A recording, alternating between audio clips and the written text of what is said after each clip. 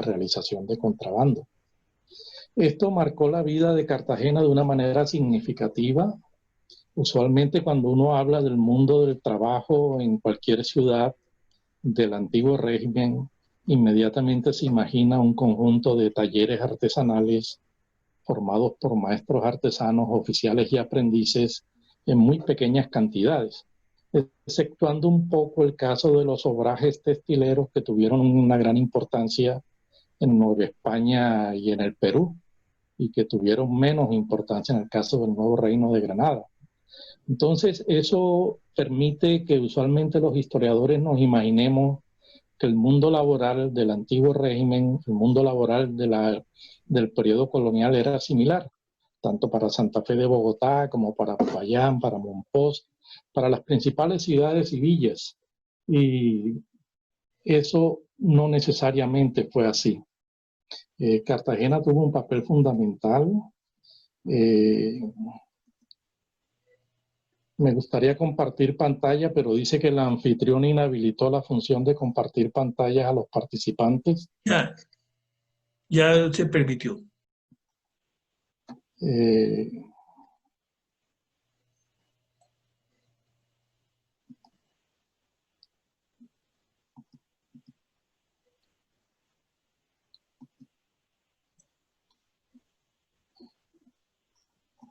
Bueno, ya mostraré algunas diapositivas. Quienes han visitado a Cartagena y quienes la conocen saben que es una ciudad fortificada. Eran dos islas, las islas de Cares o de Calamarí y la isla de Getsemaní, fueron fortificadas a lo largo de 3 siglos. Toda la bahía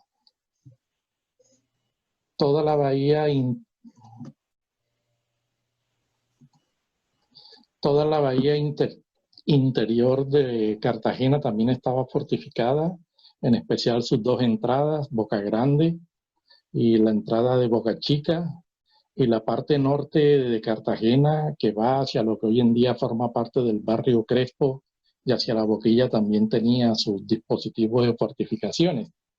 Pero además de las fortificaciones, una de las cosas que olvidamos es que Cartagena también contó con un apostadero de la Marina, que cumplió un papel fundamental, especialmente a partir de 1750, cuando la corona creó de manera definitiva este apostadero con el propósito de tener una flota de embarcaciones que se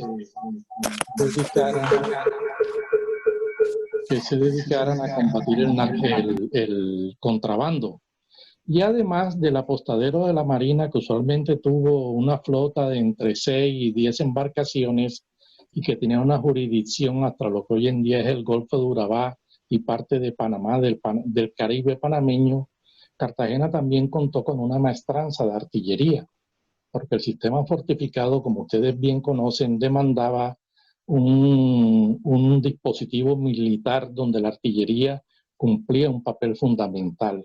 Y estos sistemas defensivos, repito, fortificaciones formados por baluartes y lienzos de murallas, apostaderos de la Marina con su carenero y con todos los dispositivos para la reparación y fabricación de embarcaciones menores, como también de la maestranza de artillería que permitía reparar cureñas, avantrenes, carricoches en los que se movilizaban los cañones y reparar cañones en sí, como también los talleres de armería que prestaban servicios al regimiento fijo de Cartagena.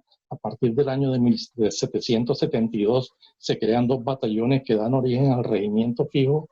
Creó unas condiciones laborales muy singulares en Cartagena, que las diferencian del resto de las poblaciones de las principales ciudades del nuevo reino de Granada. ¿Por qué? Porque en primer lugar demandaron la concentración de grandes cantidades de trabajadores. Usualmente cuando uno habla de las fortificaciones en Cartagena, lo que inmediatamente la idea que se le vende a los turistas y la idea que usualmente hace curso en la mayoría de la población cartagenera es que las murallas a lo largo de los 3 siglos del sistema de fortificaciones fue construido, como se dice popularmente en la ciudad, con la sangre y sudor y la muerte de los esclavos. Pese a que la esclavitud tuvo un papel significativo en la construcción de estos sistemas fortificados, para el periodo que yo investigo, que es de 1750 a 1810, lo que uno observa es una tendencia decreciente en la participación del número de esclavos del rey y de manera inversa una tendencia creciente de aumento de trabajadores libres y al mismo tiempo una tendencia creciente en la participación de los presos que provenían de todo el nuevo reino de Granada. Entre el año de 1749 y el año de 1807, los juicios criminales permiten contabilizar que a Cartagena fueron enviados casi 800 presos, todos condenados a realizar trabajo forzado en los sistemas de fortificaciones. Entonces, la primera característica de este mundo laboral en el periodo que va de 1750 a 1810 es el decrecimiento de la esclavitud en los trabajos de las fortificaciones. En su mayoría eran esclavos del rey, esclavos bozales que se compraban por peticiones de los ingenieros militares que usualmente consideraban que trabajar con esclavos del rey salía mucho más barato que emplear mano de obra libre. Pero también entre los ingenieros militares de la ciudad existían disparidades en torno a estas consideraciones. Por ejemplo, en el año de 1720, Ignacio Herrera Sotomayor, el ingeniero que estaba al frente de los trabajos de fortificaciones, después de la destrucción de buena parte de los sistemas defensivos en el año de 1697 por la invasión de Pointí, Ignacio Herrera Sotomayor reclamaba que era mejor emplear trabajo libre cuando se hacía el cálculo a largo plazo. En primer lugar, porque los esclavos bozales, primero había que ladinizarlos, criollizarlos, enseñarles el idioma, después había que enseñarles el oficio y eso demandaba mucho tiempo. Y en segundo lugar, porque muchas veces los esclavos eran reacios al aprendizaje de los oficios. Y en tercer lugar, consideraba que en el largo plazo era mucho más rentable emplear el trabajo libre porque el trabajo libre acortaba el tiempo. Eran trabajadores que ya tenían capacitaciones, la ciudad contaba con una mano de obra significativa en el desempeño de los oficios materiales, concretamente en los oficios de albañilería y carpintería y herrería, y que por tanto en el largo plazo era mucho mejor el empleo de trabajadores libres que el empleo de esclavos. Parece ser que esta idea, pese a que Antonio de Arévalo, Antonio Narváez y de la Torre y otros ingenieros insistían en la importancia de la importación de esclavos, parece ser que esta idea fue la que se impuso, porque a partir de 1750 uno observa que hay una inversión en la relación entre el número de esclavos del rey empleados en las fortificaciones y el número de trabajadores libres. Por ejemplo, en 1751 esa relación era 9 esclavos por un trabajador libre, pero para 1756 ya la relación va a ser 9 esclavos, 7 trabajadores libres. Hay un incremento significativo de la cantidad de trabajadores libres en los sistemas de fortificaciones, en gran medida justificados por las inversiones que la corona, cuando el Caribe se constituye en el epicentro de los enfrentamientos interimperiales, la corona española comienza a hacer grandes inversiones, como lo ha demostrado el trabajo de José Manuel Serrano Álvarez, quien ha estudiado todas estas inversiones, y también de Adolfo Meitze, que ha estudiado el situado.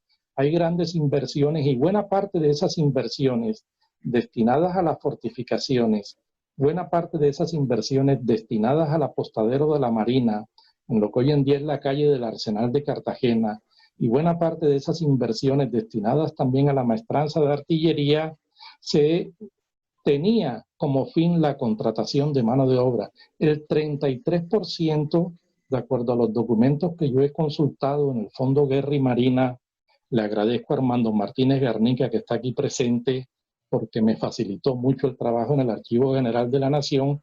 Buena parte del dinero que se invertía, el 33%, era para la contratación de mano de obra libre, pese a que un porcentaje mínimo se destinaba también como un reconocimiento diario que se le daba a los esclavos para su manutención y a los presos condenados a trabajo forzado de $1,50. Pero buena parte de eso era destinado a trabajadores libres. Entonces, esto modifica la imagen que usualmente hemos tenido y que existe en la ciudad y que existe en el gremio de historiadores, según la cual la defensa de Cartagena, la construcción y la refacción de los sistemas de fortificaciones recayó sobre el trabajo de los esclavos. Al menos durante la segunda mitad del siglo XVIII eso comenzó a decrecer. Y ya para finales del siglo XVIII, para el año de 1807, solamente se empleaban 7 esclavos. 7 esclavos eran los que se empleaban, mientras que en 1751 se habían empleado 256 esclavos. Como pueden ver con estos datos numéricos, hay un decrecimiento del empleo y al mismo tiempo hay un aumento. Llegó un momento como en el año de 1782. Estoy oyendo que dice. Llegó un momento como en el año de 1782 que en Cartagena casi 1.200 personas estaban trabajando en los diferentes frentes de los sistemas defensivos de la ciudad, en la construcción de la escollera submarina de Boca Grande, con una extensión de 3.4 kilómetros, un muro de piedra que se construyó para evitar que las potencias enemigas, las armadas navales de las potencias enemigas entraran por esta boca. Se estaba construyendo también el fuerte de San Fernando, el fuerte de San José, se estaba construyendo la escollera del Mar del Norte, lo que va entre lo que hoy en día es el baluarte de Santa Catalina y el baluarte de Santo Domingo, y había muchas obras abiertas en la ciudad. Entonces, 1.200 trabajadores libres estaban empleados.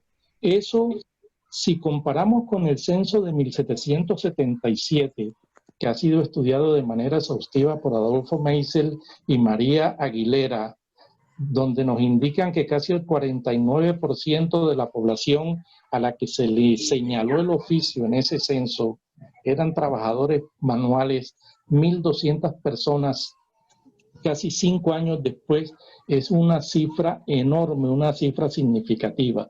Eso por una parte en los sistemas de fortificaciones. Igual pasaba en el apostadero de la Marina. El apostadero de la Marina se vio obligado a enganchar. Micrófono, por favor. Por favor, cerrar el micrófono.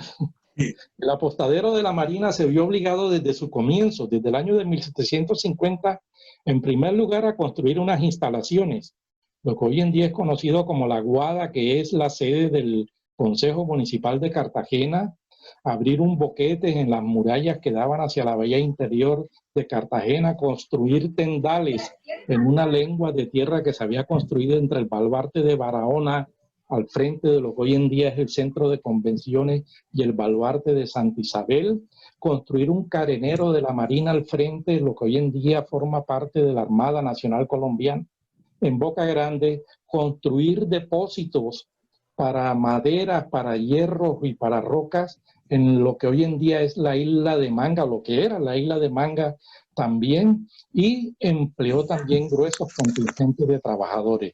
Carpinteros de riberas que se dedicaban a refaccionar y a construir embarcaciones, calafates que también trabajaban en el sellado de la juntura de las embarcaciones, maestranzas de veleros que hacían reparaciones y construían velas para las grandes embarcaciones, pintores que se encargaban de proteger con capas de pintura para evitar el efecto corrosivo del medio ambiente sobre la madera y sobre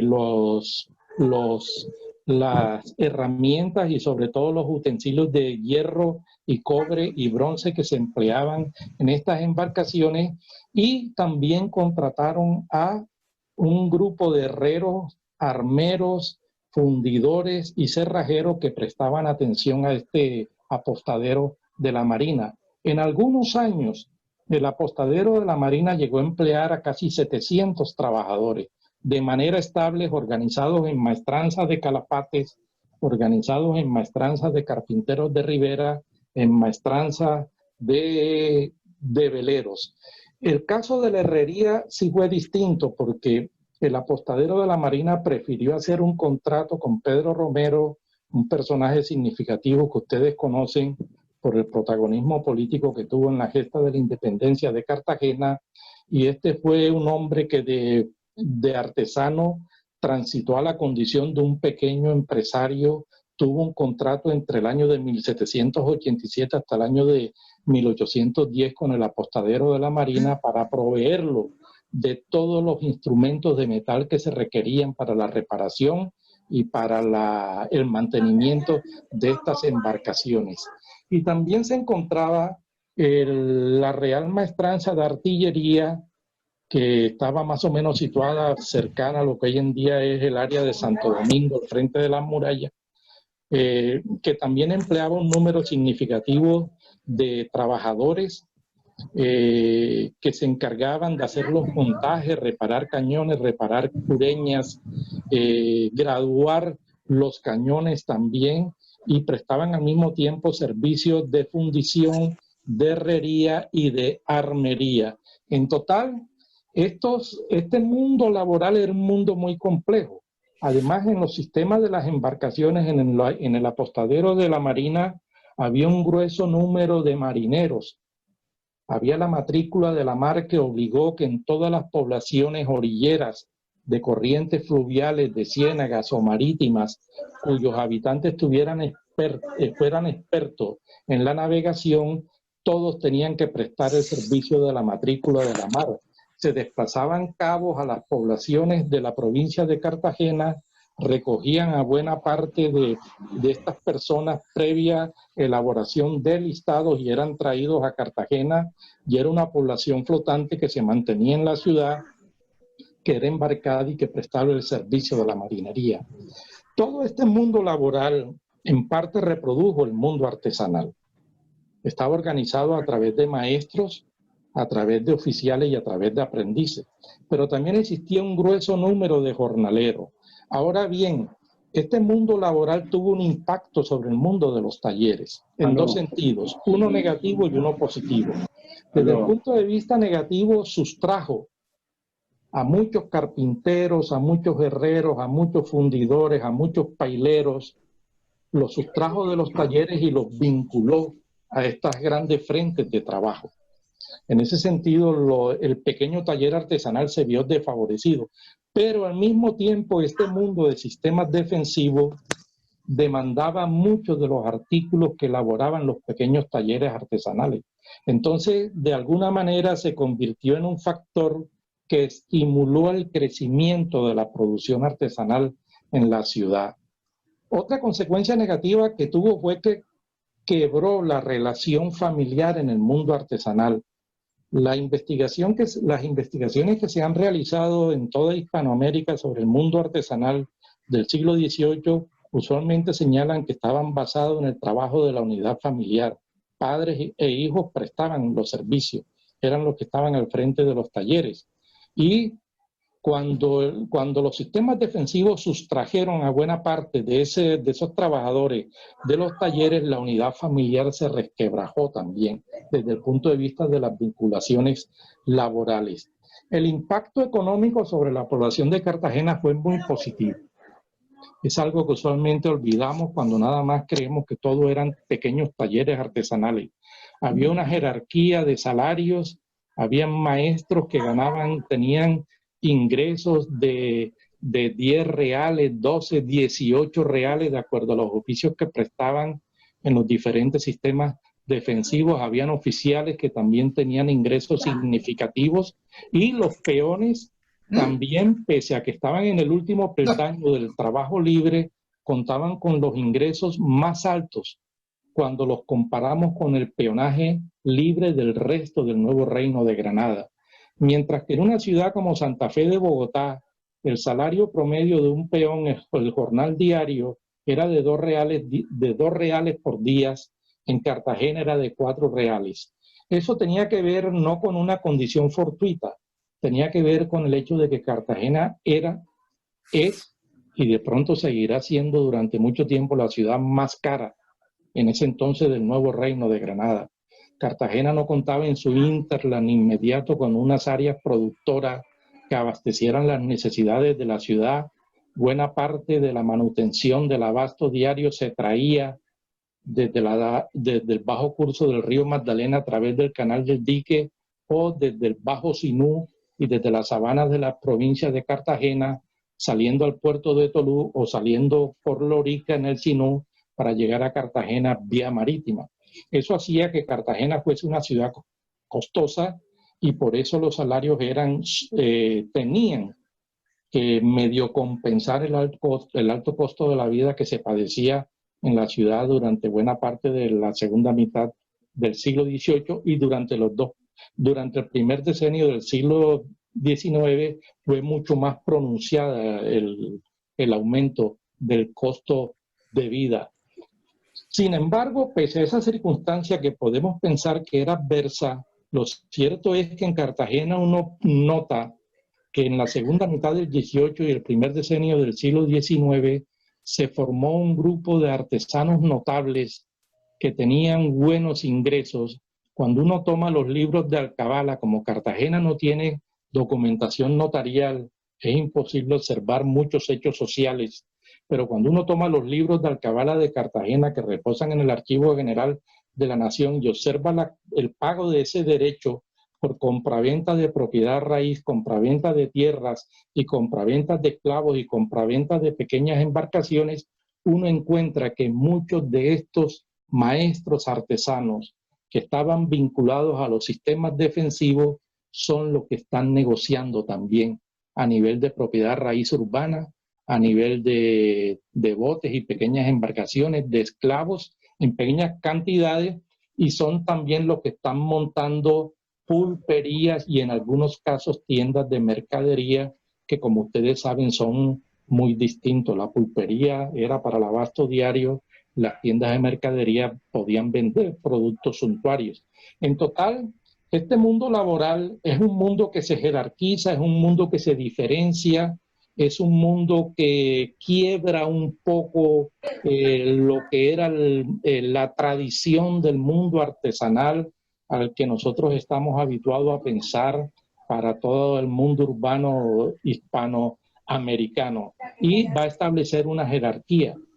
Es gente que, a mi parecer, comienza el mundo de los maestros artesanos vinculados a los sistemas defensivos, comienza a diferenciarse con relación a los estratos más bajos de la población, con relación a la plebe comienza a diferenciarse. Es una movilidad social que no es vertical, no es que se pase de la condición de abajo a formar parte de miembros de la élite. Yo lo señalo como una diferenciación oblicua. Se colocan a un lado, se colocan aparte con relación al mundo popular. Eso está determinado no solamente por los buenos ingresos que están teniendo, sino también porque están adoptando un estilo de vida de corte estamental, en el que el honor, la valoración del trabajo y la proyección de una imagen valorada positivamente por la sociedad fue fundamental. Por eso, cuando uno llega a la independencia y coja a los dirigentes populares de Cartagena que participaron en la independencia, Pedro Romero, Pedro Medrano, Cecilio Roja, Silvestre Paredes, Bruno Berrío, Valentín Gutiérrez y a muchos más que eran maestros artesanos, uno los va a encontrar que va a tener un protagonismo significativo. Uno los va a encontrar que muchos de ellos, aclaro, también eran blancos. Se nos ha vendido una idea según la cual todo el mundo era negro y eso, no, muchos eran blancos, maestros artesanos blancos que participaban en esta vida, que tenían sus buenos ingresos y que están luchando por construirse un mejor espacio en la vida social de la ciudad. Ese mundo de Cartagena era distinto al resto del mundo del nuevo reino de Granada. Ese mundo de Cartagena se perdió con la independencia. La independencia tuvo un impacto negativo sobre esas condiciones de oferta, de demanda laboral. Los sistemas defensivos comenzaron en la primera mitad del siglo XIX. Lo que uno observa es que los sistemas defensivos empiezan a perder importancia. Las repúblicas empiezan a ser reconocidas por los imperios enemigos de España. El Caribe pierde la condición de un escenario de guerra, pese a que continuaron existiendo, pero ya no son esas guerras o amenazas de guerra significativas. La república carece de fondos fiscales para invertir en los sistemas defensivos.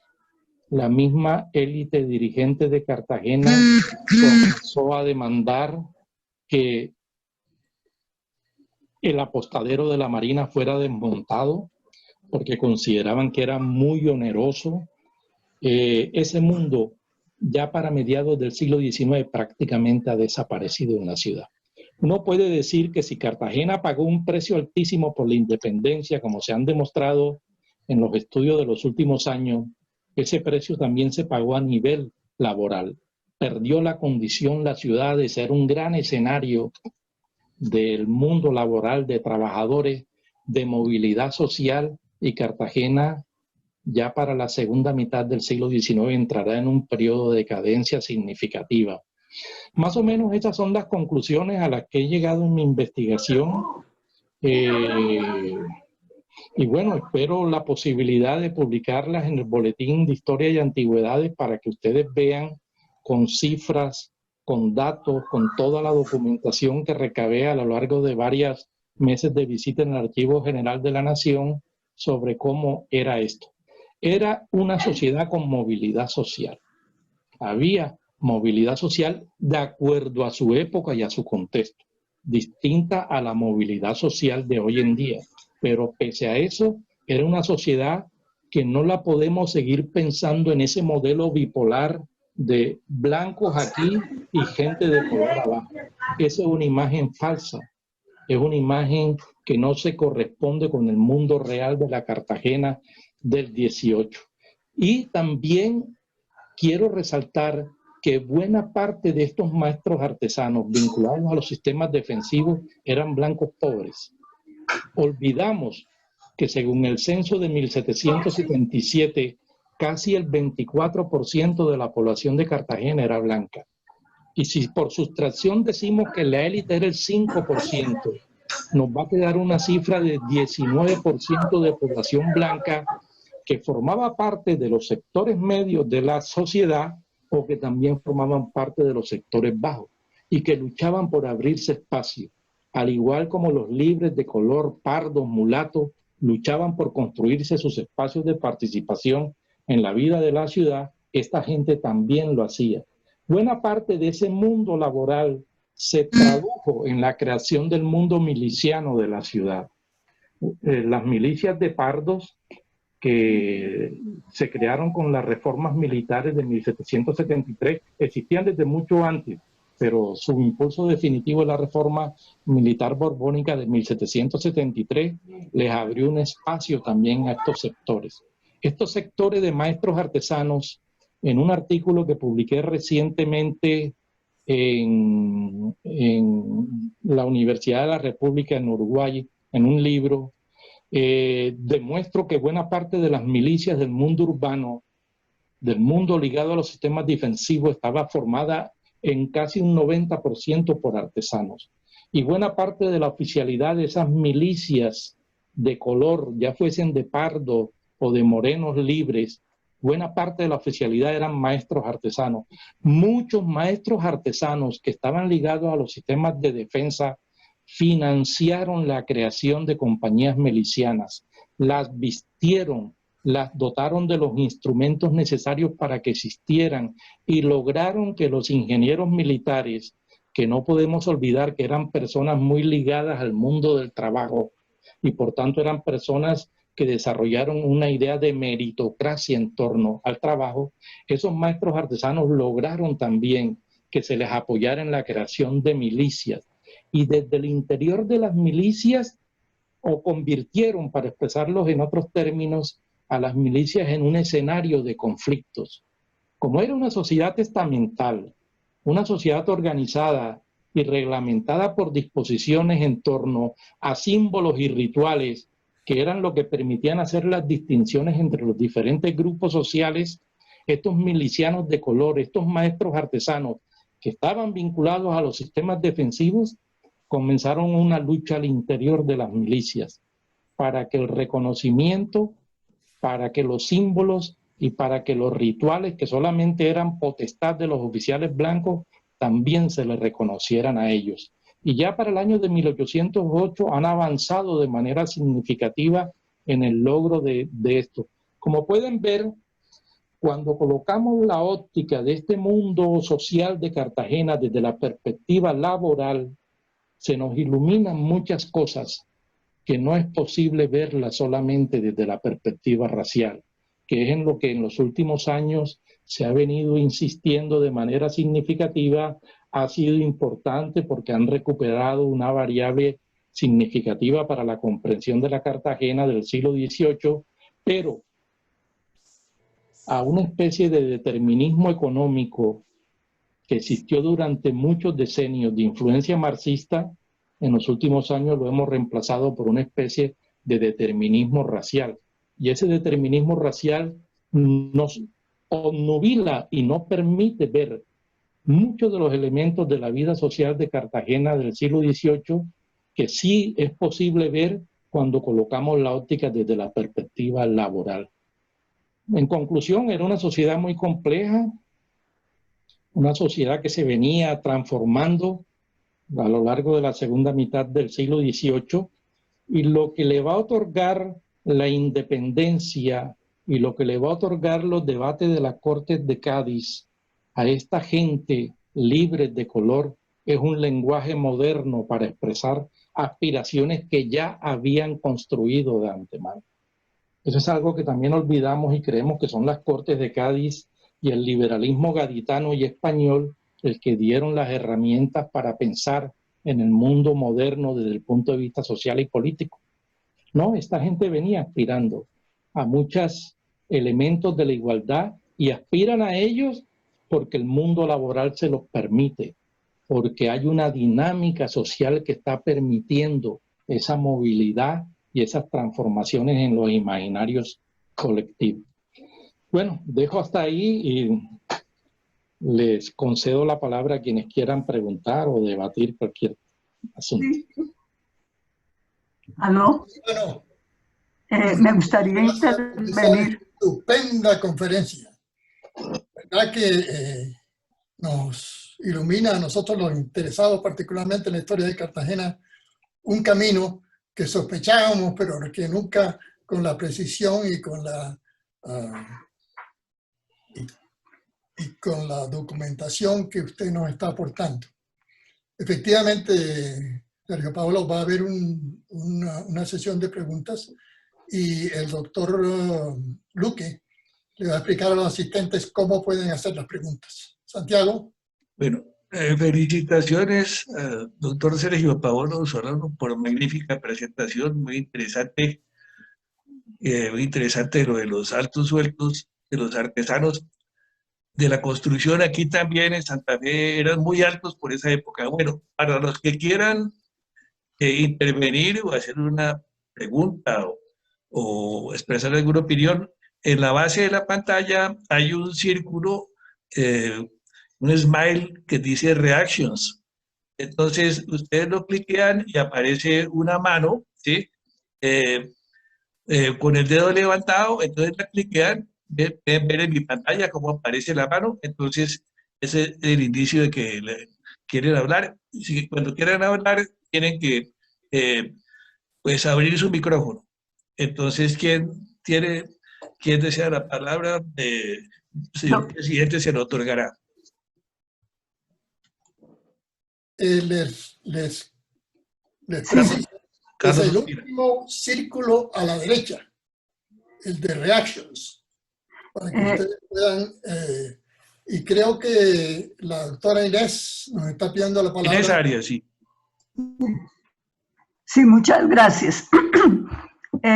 No, la conferencia es magnífica y absolutamente enriquecedora, otra versión de la historia. Yo diría que nosotros estamos muy acostumbrados a la historia andina y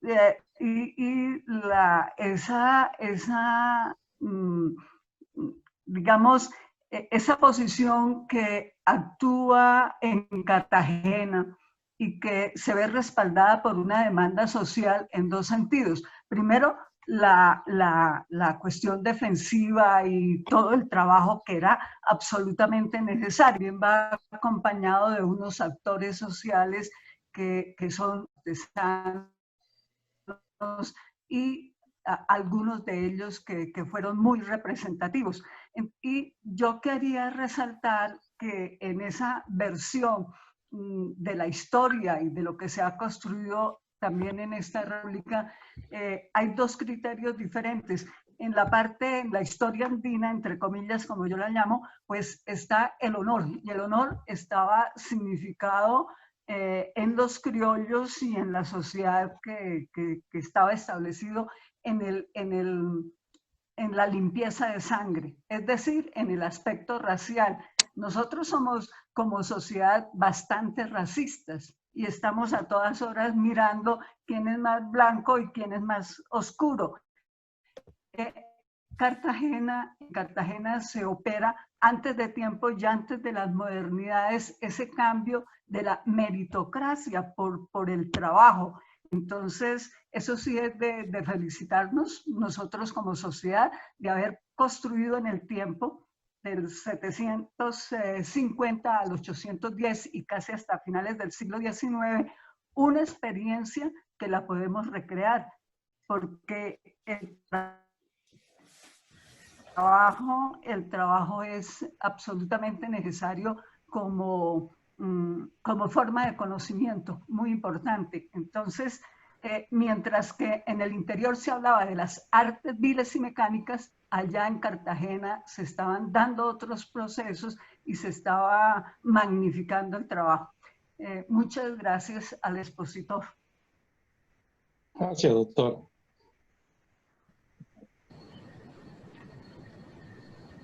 ¿Hay más preguntas? El capitán Sí, Cardona, el almirante Ospina. Señor, ante todo, doctor Paulo Solano, excelente su discurso, excelente, porque usted está haciendo algo muy importante, algo que en este momento en Colombia ha insistido mucho el doctor Rodolfo Segovia. Tenemos que decir la verdad de todo lo que está pasando y pasó en Cartagena. Muchas veces los miles de nuestros turistas lo que reciben es un falso informe de los guías turísticos, tal como usted lo dijo. Pero es muy importante, tal como usted lo hace, que principiemos a encontrar muchas verdades muy valiosas que tiene nuestra Cartagena. Algo muy pequeño le cuento. Los que vivimos en Cartagena en el siglo pasado, recordamos con mucho cariño cada nombre de sus calles. Y cuando uno hablaba de la base naval, le decían, tal como usted menciona, donde estuvo el astillero español, decían, la zona de la Machina. Entonces uno preguntaba, ¿la Machina? ¿Y eso por qué le decían Machina? Y decían, hombre, porque es que hasta allá llegaba el ferrocarril y entraba hasta los muelles y la máquina, el ferrocarril, pero no, eso no era la verdad. La Machina se llamaba porque en los astilleros que usted menciona, para poder atender el velamen de los buques, que era muy alto, se hizo una grúa muy especial, una grúa de origen italiano que consistía en 3 gigantescos mástiles que se unían como un trípode, y con eso y con medios manuales para moverlo era que podían arreglar los buques, y a ese triángulo gigantesco lo llamaban la Machina, origen italiano, y en algunos puertos, entre ellos en La Habana, todavía se recuerda eso en una plaza donde había también otra máquina de esas, la Machina. Pequeños detalles de esos hacen nuestra historia y es lo que la gente recuerda y debemos recordarlo.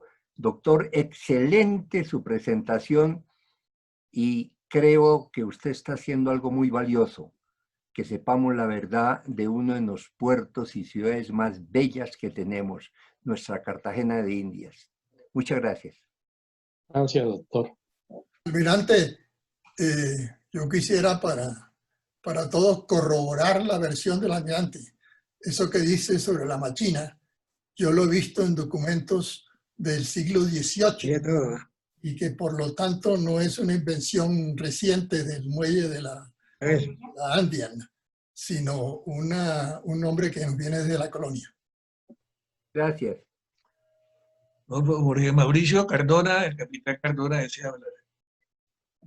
Sí, buenas tardes a señores académicos. Esta es una pregunta para el doctor Paolo, muy interesante su disertación. Es con respecto al ejército de dotación, al ejército de refuerzo y al ejército de milicias. Resulta que, pues, que con las reformas borbónicas pues, se establecieron unas normas y unos reglamentos de plaza, y el más conocido es el de Plaza de Cuba. Entonces, este reglamento vino a tomarlo los oficiales que estaban aquí en el batallón auxiliar de Bogotá el día del 20 de julio, el batallón auxiliar del batallón fijo, que es donde los oficiales subalternos, como los alféreces, los tenientes, los capitanes, van a instruirse apoyados de ese batallón auxiliar fijo, de esa compañía que envían en 1781 por la Revolución de los Comuneros y viene aquí a Bogotá, y vienen instruidos con ese reglamento. ¿Puede el doctor tener más información sobre eso? Porque lo único que tenemos de información de eso es lo que nos describe Juan Marchena en sus textos, pero puede haber otro donde podamos tener una relación de estudiar cómo esas enseñanzas de este reglamento de Plaza 1769 llegó a Cartagena y luego aquí a Bogotá. Gracias. A ver, que escuchara por ahí, yo no sé quién. Sí, La Habana fue tomada en 1762, 63, algo así, por los ingleses. 61. 61. Por los ingleses, sí. Y al igual que Filipinas, eso llevó a que la corona pensara en que tenía que vincular a la población civil de mejor manera a la defensa del imperio. Y en el año de 1769 se pide el reglamento de milicias que vinculó a la población civil, lo reorganizó las milicias. Anteriormente las milicias estaban organizadas de acuerdo a la condición sociorracial. Habían milicias de cuarterones, de quinterones, de mulatos, de pardos, de morenos, es decir, de toda la gama en la que, según la iconografía colonial, los cuadros coloniales de casta están representados. Y lo que hace la reforma militar de 1769 es crear batallones de milicias de blancos y batallones de milicias de pardos. En los de blancos ingresan a cuarterones y quinterones, gente que en el proceso de blanqueamiento habían ascendido en la escala del proceso de blanqueamiento. Y en las milicias de pardo vinculan también tanto a pardos como a los morenos libres. Se le dota de uniforme, se le dota de un reconocimiento a los oficiales, en su mayoría maestros artesanos, como dije, y se le hace también, comienza a haber un reconocimiento para esta gente, se les otorga de manera definitiva el fuero militar.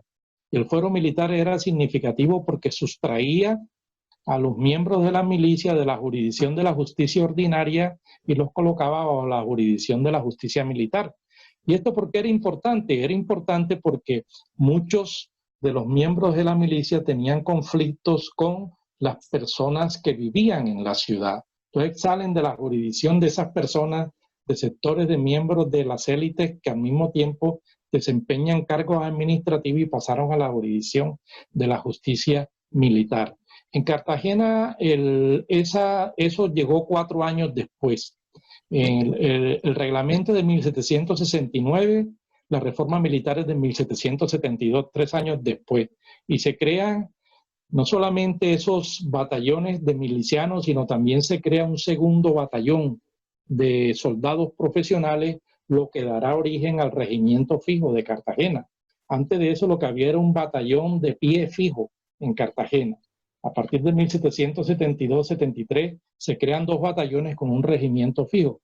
Se dio el levantamiento de los comuneros en el mundo andino y buena parte de la derrota de esos comuneros se dio a mano de los cartageneros. Se enviaron tropas, se enviaron muchos milicianos pardos hacia el interior del país y buena parte de la derrota que van a sufrir se deben a ellos. Eso, la revuelta de los comuneros dio pie para que se pensara que en Santa Fe de Bogotá ya tenía que haber un batallón de regimiento fijo. Hasta ese momento no existía. Entonces constantemente había que estar desplazando tropas de Cartagena hacia el interior y esas cosas. Entonces se crea de manera definitiva también con unas condiciones similares a las que existían en Cartagena.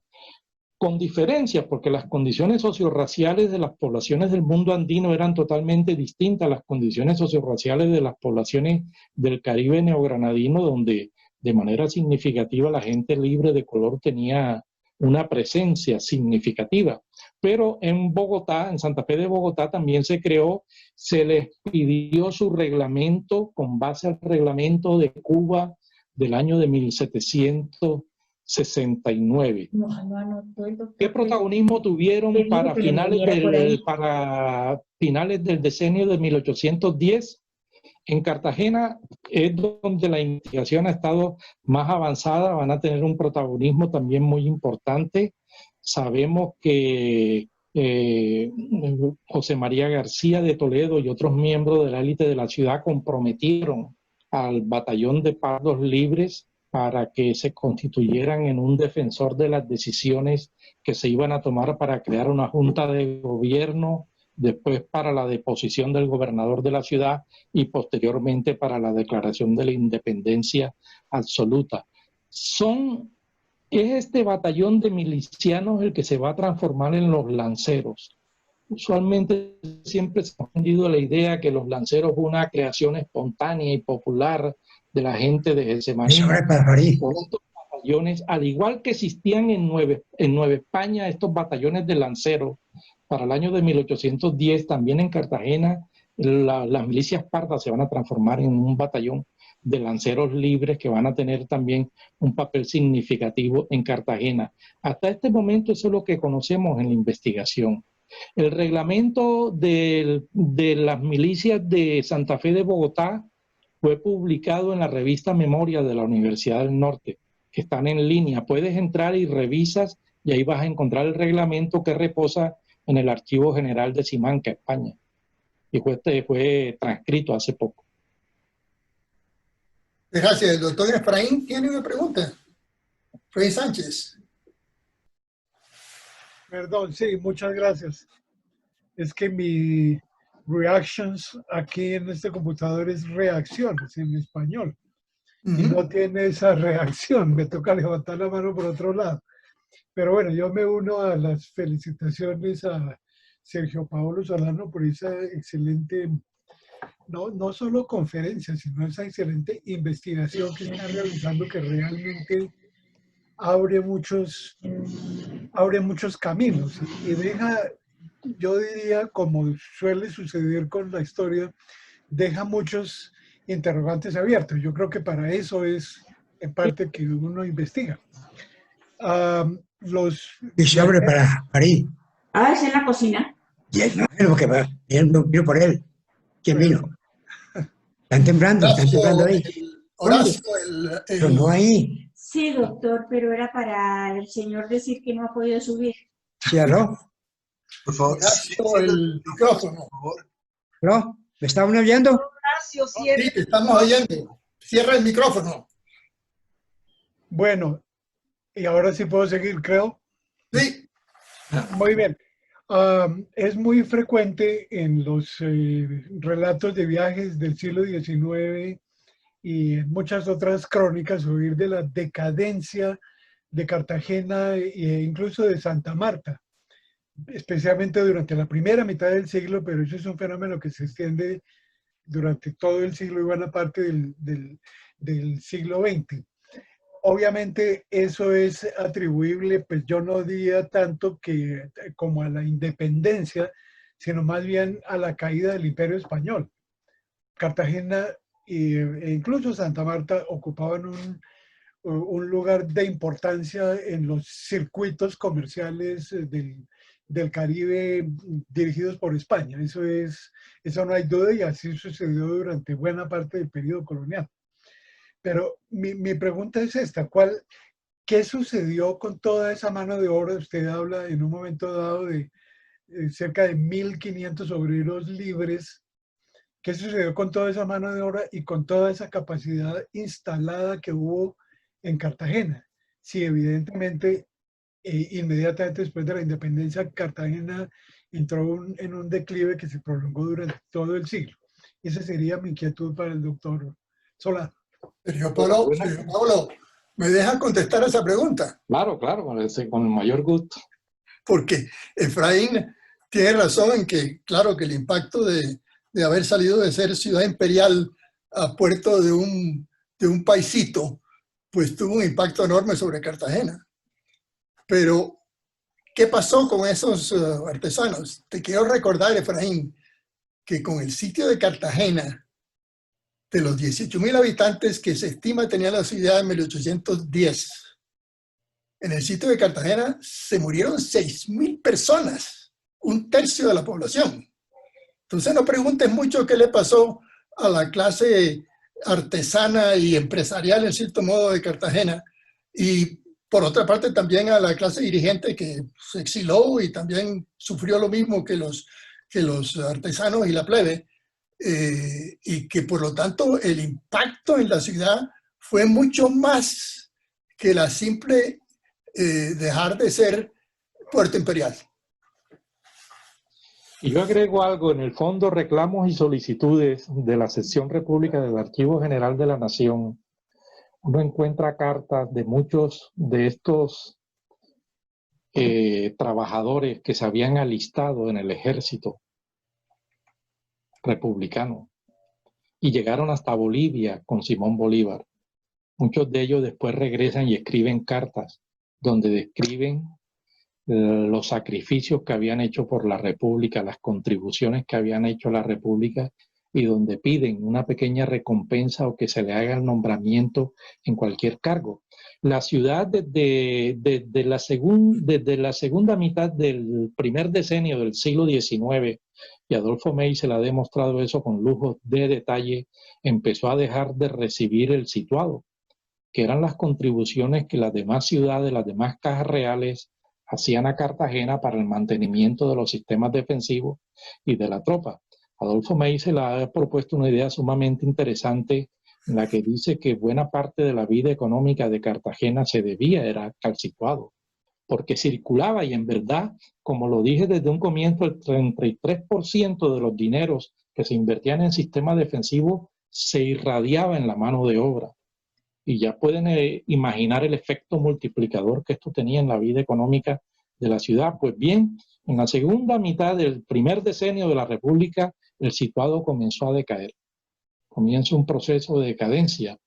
Los trabajadores del apostadero de la Marina, que eran los que estaban mejor organizados, estaban tan organizados que cada vez que había un acto festivo en la ciudad, los trabajadores del apostadero de la Marina salían en desfiles con sus maestranzas y hacían sus carrozas y sus cosas, tenían un papel significativo en la ciudad. Por eso, una ordenanza de la Asamblea de la provincia de Cartagena del año de 1846 para conmemorar el 11 de noviembre dice: y a los obreros del apostadero que con sus maestranzas, porque ellos tuvieron un papel significativo, y muchas de estas maestranzas también van a tener un papel significativo en la movilización social que va a haber en la ciudad. Pues bien, desde la segunda mitad del primer decenio del siglo XIX hay una inconformidad, porque se están retrasando los pagos, se están retrasando los salarios, hay un recorte en las inversiones en el apostadero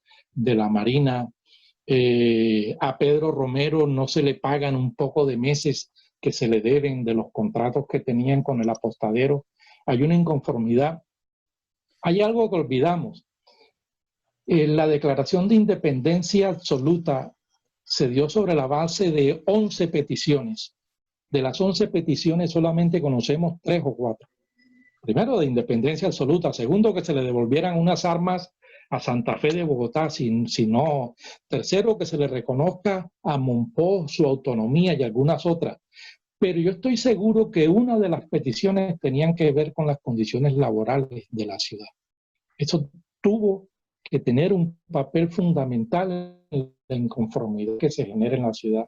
Muchos de estos trabajadores llegan a la República y ya no tienen frentes de trabajo. Ya no hay esos frentes de trabajo. Por eso, a lo largo del siglo XIX, uno nota una especie de refortalecimiento del pequeño taller artesanal.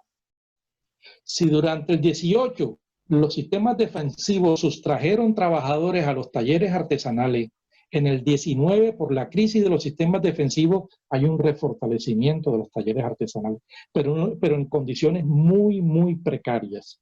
El mundo laboral de Cartagena no volvió a ser lo que había sido durante la segunda mitad del siglo XVIII.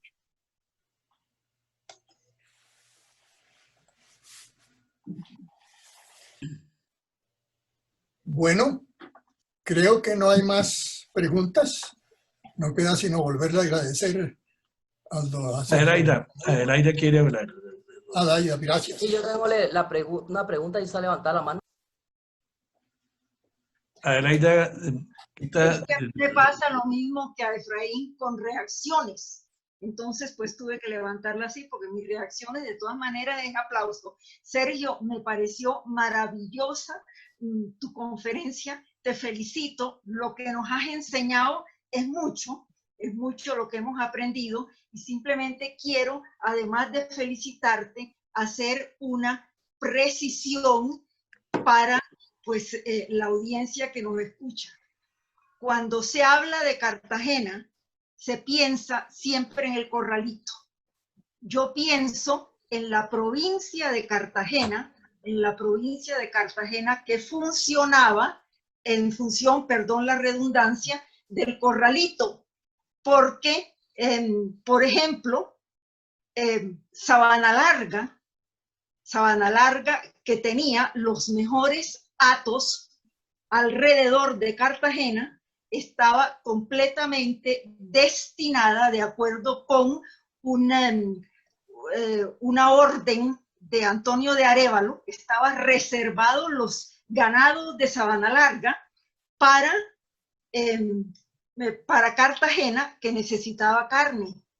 En nuestra región no funcionó, en parte, pienso yo, no funcionó la plantación azucarera, entre otras cosas, porque lo que interesaba no era tanto el azúcar en ese momento, en lo que era la región nuestra Caribe, sino proveer a Cartagena.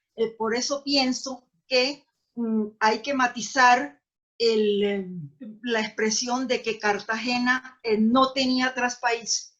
Sí tenía y era un traspaís que le llevaba por el lado del Sinú y por el lado de lo que es hoy el departamento del Atlántico, que le llevaba provisiones. Y también pues me gustaría preguntarte sobre las milicias de Barranquilla. Las mayores milicias que tenía Cartagena provincia, bueno, primero desde luego Cartagena capital, pero las milicias más numerosas, hasta donde yo he podido averiguar, eran primero las de Barranquilla y luego las de Monpós, milicias arregladas todas. Entonces, pues no sé qué tanto hayas investigado sobre estas gentes. Y muchas gracias y nuevamente te felicito. Me encantó la conferencia. Gracias, doctora. Bueno, no recuerdo cifras. Sí sé que he visto Francisco Pérez de Ávila, o Dávila, fue el que estuvo al frente de la creación de las milicias reformadas. Y hay censos de milicias. En todo el nuevo reino de Granada hay censos de milicias. Son significativos porque indican nombre, edad, ocupación y estado civil, ¿no? Y yo creo que eso constituyen una buena fuente ante la ausencia de padrones, de censos, estas cuestiones milicianas, para conocer al menos las actividades de la población masculina entre los 15 y los 45 años, que según el reglamento de Cuba de 1769 eran las edades propicias para la prestación del servicio miliciano, pero no recuerdo cifras. Sí sé que una estudiante del programa de historia hizo un trabajo sobre milicias en el bajo curso del Magdalena. Está en el repositorio institucional de la Universidad de Cartagena. Se puede conseguir eso, pero no recuerdo cifras, doctora, para hacer indicación sobre ese tema. Gracias. Ever Vargas tenía una pregunta. Señor, buenas tardes. Saludando primero que todo al doctor Sergio, de verdad por esa espléndida intervención. Quería hacerle una pregunta referenciando un trabajo que usted mismo hizo, donde dice trabajadores, jornales, carestía y crisis política en Cartagena de Indias de 1750 a 1810. Y me encontré con una gráfica para relacionar un poco el tema. Me encontré con una gráfica donde primero se da un cambio desde 1759 a 1770, un cambio enorme en cuanto a la participación de los trabajadores libres, esclavos del rey y presos. Segundo, el periodo de 1770 a 1776 hay una participación casi que igual de los presos. O sea, ¿qué papel tuvieron en ese momento en el proceso también de fortificaciones esta población? Yo siempre hago bromas aquí en Cartagena, usualmente en estas rivalidades de los imaginarios de región, de costeños contra interioranos o cachacos, como decimos por acá. Yo le digo yo soy barranquillero, yo le digo a los cartageneros, estén agradecidos porque buena parte de las fortificaciones se lo debemos a mano de obra del interior del país. Hay una tendencia creciente. Es más, hay periodos donde el empleo de presos es mayor que aún el empleo de trabajadores libres. Tiene que ver con la crisis fiscal, especialmente durante los años 90 del siglo XVIII. El imperio comienza a atravesar por una gran crisis fiscal. Comienzan a restringir las inversiones, las destinaciones presupuestales. Valga también agregar algo. Buena parte de lo que se recaudaba en el Nuevo Reino de Granada se reinvertía en el Nuevo Reino de Granada. Los recientes estudios fiscales que han adelantado en México para el caso de la condición colonial de Nueva España sí lo ha demostrado para el caso de México y también es comprobable para el caso de la Nueva Granada. Nosotros estamos habituados a pensar en un desangre fiscal donde los españoles se llevaban absolutamente todo y aquí no quedaba nada, y eso es una idea falsa. Las investigaciones de la historiografía fiscal nos están mostrando otras realidades. Pues bien, esa crisis fiscal llevó a que se pensara en que el único recurso que se podía utilizar ante la imposibilidad de comprar esclavos, porque una pieza de esclavo costaba entre 250 y 300 pesos de 8 reales de la época, ante la imposibilidad de comprar esclavos, se pensó y se optó por el empleo de la mano de obra de los presos. Y hay una tendencia creciente para finales del 18, donde los presos comienzan a desplazar hasta la participación de los trabajadores libres en algunos años, porque los presos, al igual que los esclavos del rey, recibían una ración diaria, un reconocimiento de 1,5 reales se les daba, que era más o menos el rasero mínimo para subsistir en el día a día. Desde mediados del siglo XIX hasta los prolegómenos de la independencia, ese rasero se mantuvo, 1,5 reales. Algunas veces hubo quejas por parte de algunas personas altruistas, humanitarias, que pensaban que debían tener mejores ingresos para dársele una ración superior, pero no. En total, hay lo que yo muestro en ese artículo que se publicó en la revista Historia de la Universidad Católica de Chile en el año 2018, es que la esclavitud decae, hay una tendencia ascendente del trabajo libre, pero también hay una tendencia ascendente del empleo de presos para trabajos no calificados. Entonces eran llevados a las canteras y a los hornos. 39 hornos para la elaboración de cal, de tejas y ladrillos existieron en la bahía interior de Cartagena, donde se trabajaba en condiciones muy precarias. Y para la extracción de piedra coralina de las diferentes canteras también se emplearon a estos presos. Muchos huían. Si les daban la oportunidad, emprendían las de Villadiegos. Otros eran recapturados, otros no los volvían a capturar. Muchos morían en el trabajo, porque ya nos podemos imaginar gente que provenía, por ejemplo, de la provincia de Pamplona, condenada a trabajar en las condiciones del clima de Cartagena, metidos en el agua, soportando calor y muchas cosas, era gente que no sobrevivía. Entonces había necesidad de estar reponiendo constantemente el stock de presos. Por eso en juicios criminales, el Fondo de Juicios Criminales de la colonia, aparecen las relaciones de los presos que constantemente se estaban enviando a Cartagena. Y como dije, entre 1749 y el año de 1807, casi 800 presos fueron traídos a trabajar a la ciudad. Bueno, no viendo más preguntas, quiero nuevamente agradecerle al doctor Sergio Paolo por su extraordinaria conferencia. Y confiamos que podamos mantener este nivel de calidad para todas las conferencias que tengamos en la academia. Y lo digo porque, para empezar, tenemos a Armando Martínez en la próxima, que es garantía que esa calidad se va a dar. Y no habiendo nada más que tratar, se levanta la sesión. Bueno, muchas gracias a todos por su paciencia. Felicitaciones, Sergio, magnífico. Felicitaciones, Sergio Pablo. Muchas gracias. Felicitaciones, doctor. Felicitaciones para el excelente expositor.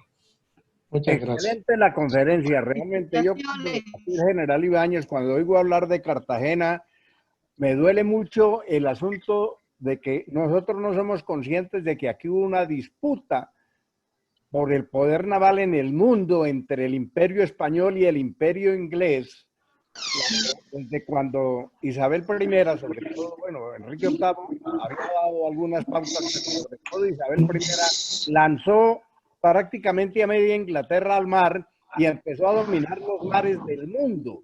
Nosotros fuimos epicentros de esa lucha, especialmente cuando aparece la escuadra del almirante Vernon aquí, que es derrotada en Cartagena. Y lo que yo a veces me duelo es de que los españoles no nos hayan heredado nada de su vocación marítima, que tampoco es cierto que la hayan tenido, pero por lo menos que no se nos haya pegado la inglesa, porque si a nosotros se nos pega la vocación marítima inglesa, seguramente estaríamos en un escenario mucho más alto desde el punto de vista socioeconómico, etcétera, etcétera. Gracias, muy amable. Muchas gracias a todos. Muchas gracias y felicitaciones al expositor. Muy bien, desde Antioquia quería hacer una pregunta, no fue posible, pero en próxima oportunidad se hará. De todas maneras, un saludo para el expositor que ha hecho una muy buena conferencia y para todos los miembros de la Academia Colombiana de Historia. Bienvenido siempre, doctor Orestes, y lamentamos mucho que no hayamos detectado su deseo de preguntar. Aquí me salían dos manos presidente, pero no sé por qué no aparecieron. Que no aparecías tú. Un saludo desde el sur del Tolima, doctor Segovia. No, simplemente quería decir algo que Antioquia ha tenido tantas relaciones con Cartagena y qué importante la conferencia del historiador Paolo, porque es que en el interior del país no se mencionan sino las murallas de Cartagena, Boca Chica, el castillo de San Felipe y no más. Y ese proceso que usted nos cuenta y que se hizo a través de la historia es muy importante que se conozca en el interior del país. ¿Verdad que estas conferencias son muy importantes para ello? Y ojalá que las autoridades de Cartagena les den una información para que a esos guías que tienen en la ciudad más hermosa del país y una de la del mundo, le puedan informar un poquito más a los turistas y no se queden simplemente con esas tres cosas que valen mucho, que son muy importantes, pero lo fundamental está en todo ese proceso que, como lo decía el historiador Paolo, se fue dando a través de los siglos.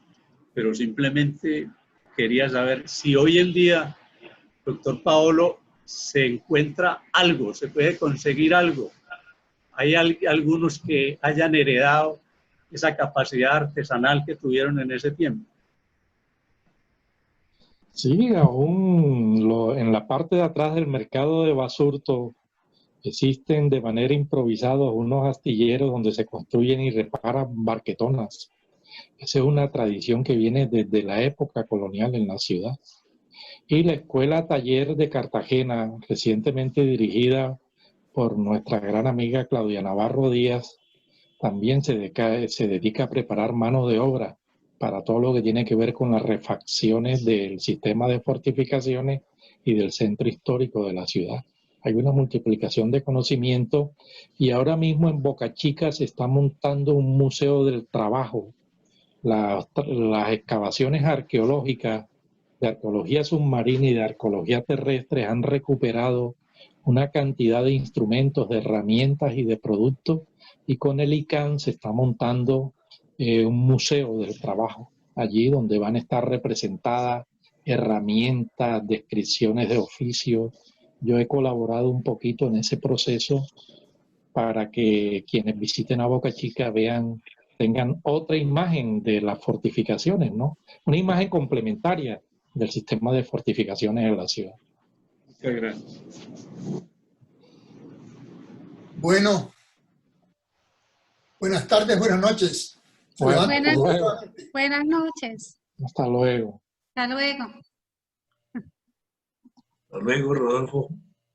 Chao, Santiago.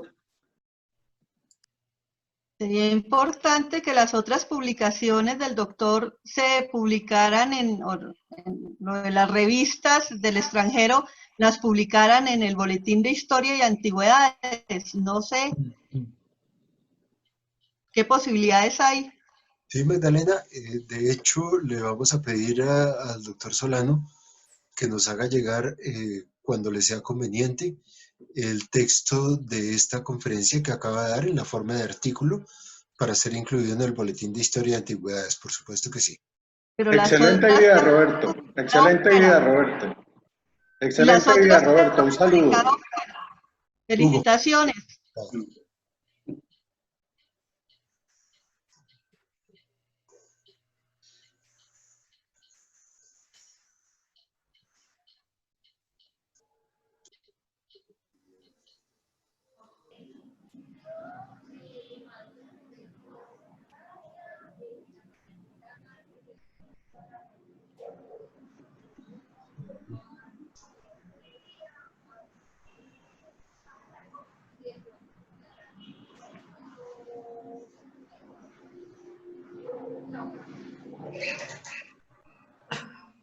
Hasta luego, Roberto. Hasta luego, Santiago, que estés muy bien. Lo mismo, feliz noche. Muchas gracias por toda la logística. Por Dios. Y nos iremos perfeccionando. No, señor. Un abrazo, Robert. Chao. Bueno, chao. A todos. Yo.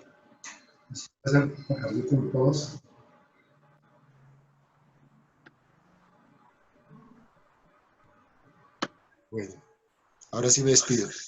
Saludos a todos. Roberto. Chao. Bueno, muchísimas gracias por esta magnífica conferencia y les deseo muchos éxitos a los académicos. Muy amables. Gracias. Feliz noche a todos ustedes. Bueno, nos vamos ya.